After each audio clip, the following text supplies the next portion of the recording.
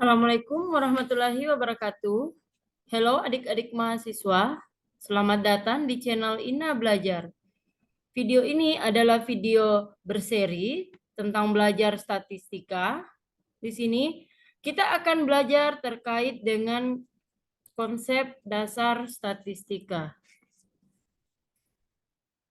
Yuk kita mulai sesi pembelajaran kita. Kita akan awali pembelajaran ini dengan terlebih dahulu memaparkan pokok bahasan yang akan dipelajari.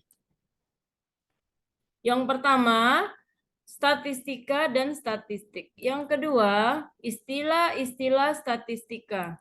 Yang ketiga, klasifikasi statistika. Dan yang terakhir, peranan statistika. Adapun tujuan pembelajaran pada video kali ini, yang pertama, mahasiswa mampu mengemukakan kembali pengertian statistika dan statistik. Kemudian yang kedua, mahasiswa mampu mengemukakan kembali istilah dari populasi, sampel, variabel diskrit, variabel kontinu, pembulatan angka, dan notasi sigma.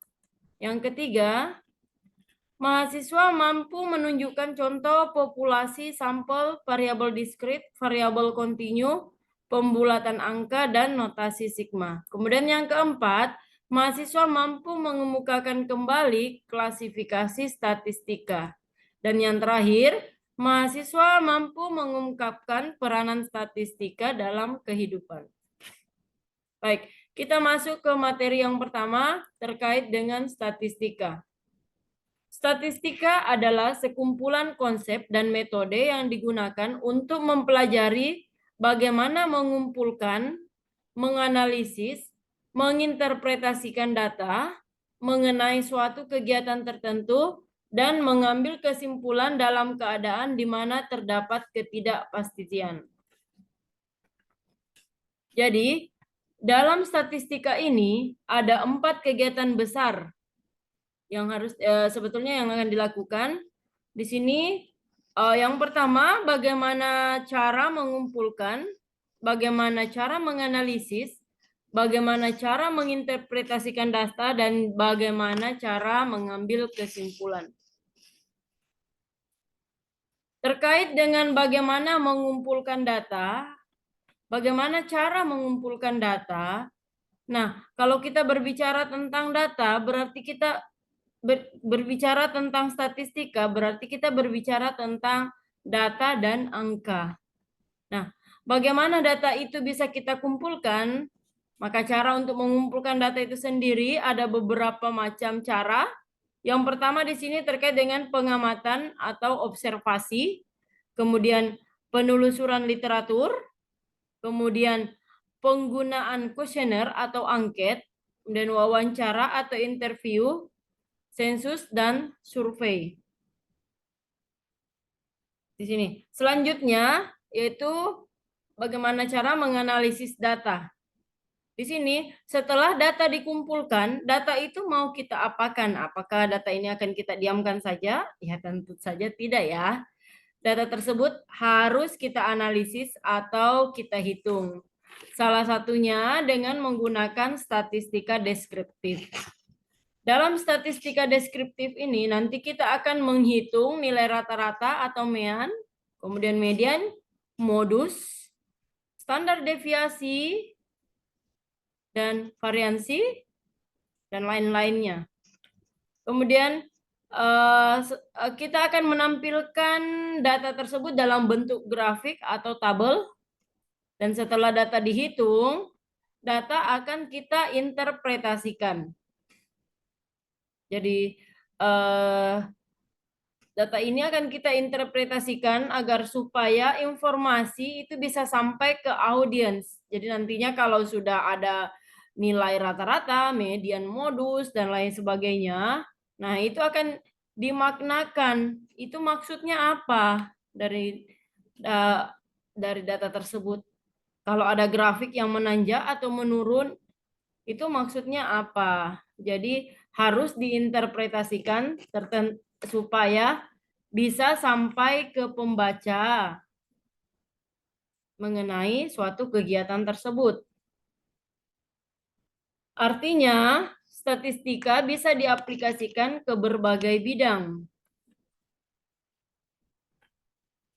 Kalau kita di bidang pendidikan, tentunya mengarah pada penelitian pendidikan, misalnya di sekolah atau di kampus, universitas.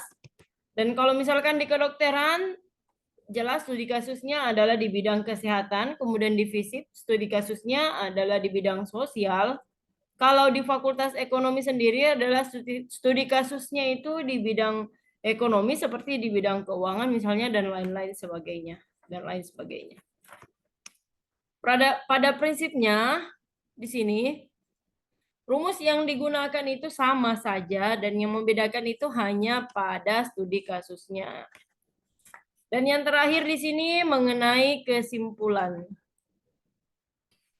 Jadi, kesimpulan ini kaitannya dengan rumusan masalah atau pertanyaan penelitian, di mana pertanyaan penelitian itu yang harus kita jawab ya. Di sini ada ketidakpastian.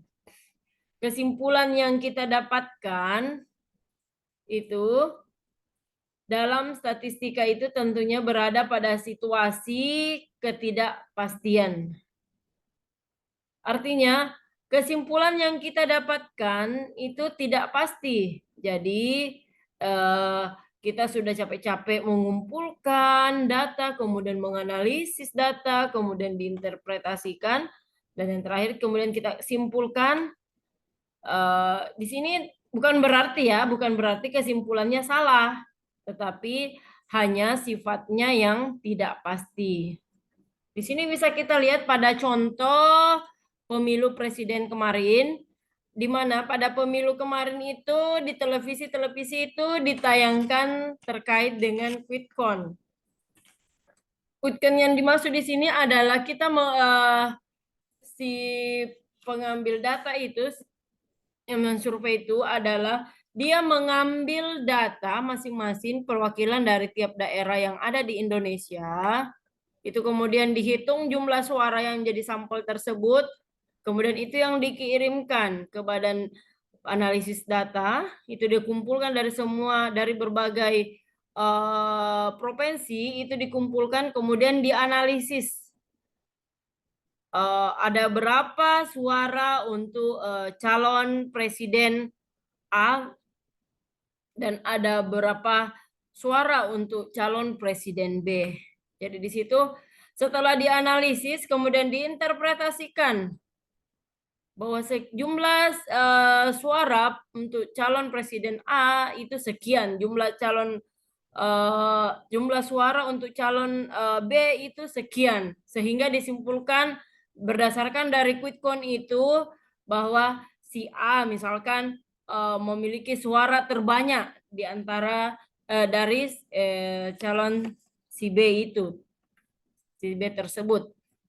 Dan di situ pada pengambilan subjek sampel dari quick count itu kesimpulannya itu berada di mana tidak terdapat.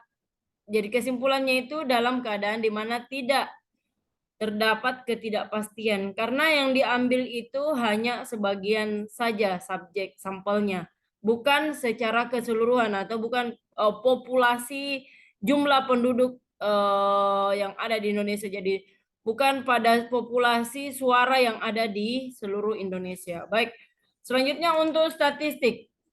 Statistik adalah kumpulan data dalam bentuk angka-angka mengenai suatu masalah yang disusun dalam bentuk tabel atau daftar dan atau diagram yang menjelaskan tentang ciri suatu sampel atau contoh. Itu dinamakan statistik. Jadi statistik di sini yang dimaksud adalah kumpulan data. Kumpulan data. Sedangkan tadi statistika itu prosesnya. Baik, kita lanjut ke istilah-istilah dalam statistika. Yang pertama di sini adalah populasi. Populasi merupakan sekumpulan orang atau objek yang diamati atau diteliti. Itu adalah populasi. Sedangkan untuk sampel merupakan bagian dari populasi yang apabila dipilih dengan benar merupakan representasi dari populasi. Selanjutnya, Variabel diskrit. Variabel diskrit adalah variabel yang selalu memiliki nilai bulat dalam bilangan asli, tidak berbentuk pecahan, atau variabel yang tidak mengambil seluruh nilai dalam sebuah interval atau selang. Sedangkan untuk variabel kontinu di sini, variabel kontinu adalah variabel yang memiliki nilai sembarang, baik berupa nilai bulat maupun pecahan di antara dua nilai tertentu, atau variabel yang mengambil seluruh nilai dalam suatu interval atau selang. Ya, jadi ini jelas perbedaannya antara variabel diskrit dan variabel kontinu. Variabel diskrit di sini adalah yang dilihat adalah selalu memiliki nilai bulat atau bilangan asli dan tidak dalam bentuk pecahan. Oke, selanjutnya di sini untuk pembulatan data. Di sini adalah pengumpulan dan penganalisisan data seringkali diperlukan untuk pembulatan terhadap bilangan. Pembulatan ke bawah sampai angka 5 dan selebihnya dibulatkan ke atas. Itu dinamakan pembulatan data. Sedangkan untuk notasi sigma di sini merupakan notasi yang digunakan untuk menyatakan penjumlahan. Di sini notasi sigma dilambangkan dengan simbol ini, simbol sigma. Jadi untuk notasi sigma sendiri adalah digunakan untuk menyatakan penjumlahan. Jadi kalau ada beberapa data itu yang akan dijumlahkan, itu menggunakan sigma ini, notasi sigma ini. Baik, selanjutnya untuk klasifikasi statistik.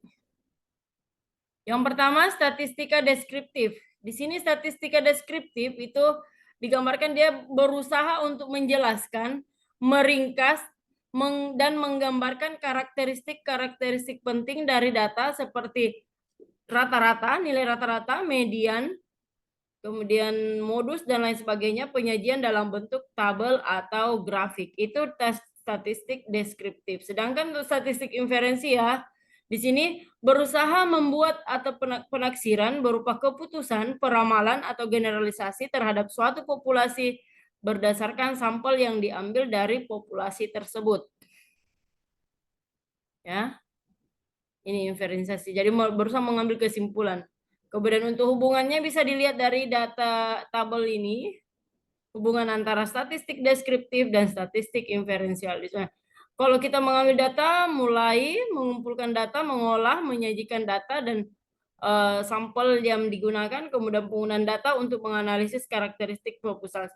Jadi di gini untuk menganalisis karakteristik dari populasi. Di sini penggunaannya di sini hasil dari olah data sampel untuk menaksir atau menguji karakteristik populasi yang dihipotesiskan. Ini dianalisis, ini diuji karakteristiknya. Diinterpretasikan maksudnya di sini, kemudian untuk penarikan kesimpulan tentang karakteristik tersebut, populasi yang diteliti. Karakteristik dari populasi yang diteliti. Jadi sampel yang digunakan, data dari sampel, kemudian nanti penarikan kesimpulannya ini diharapkan mampu berlaku juga untuk populasi yang ada. Seperti itu. Baik, selanjutnya untuk peranan statistika. Di sini peranan statistika ada 5. Yang pertama, penyedia data yang kredibel. Contohnya, data hasil belajar mahasiswa. Kemudian yang kedua, menganalisis data dengan tepat tergantung dari tujuannya. Kemudian untuk memprediksi keadaan di masa depan, contohnya itu berupa curah hujan, cuaca. Kemudian menginterpretasikan data dengan tepat, informasi yang disampaikan bisa diterima dengan baik. Dan yang terakhir, membantu dalam mengambil keputusan dan menarik kesimpulan yang logis dan faktual. Demikianlah. Jadi untuk mendapatkan materi yang lebih detail dan lengkap beserta contoh, di sini Anda dapat mengakses e-modul yang telah disiapkan. Ya. Sekian dan terima kasih. Mudah-mudahan dengan video ini diharapkan mahasiswa bisa terbantu dalam mempelajari statistika, khususnya pada materi konsep dasar statistika. Terima kasih. Assalamualaikum warahmatullahi wabarakatuh.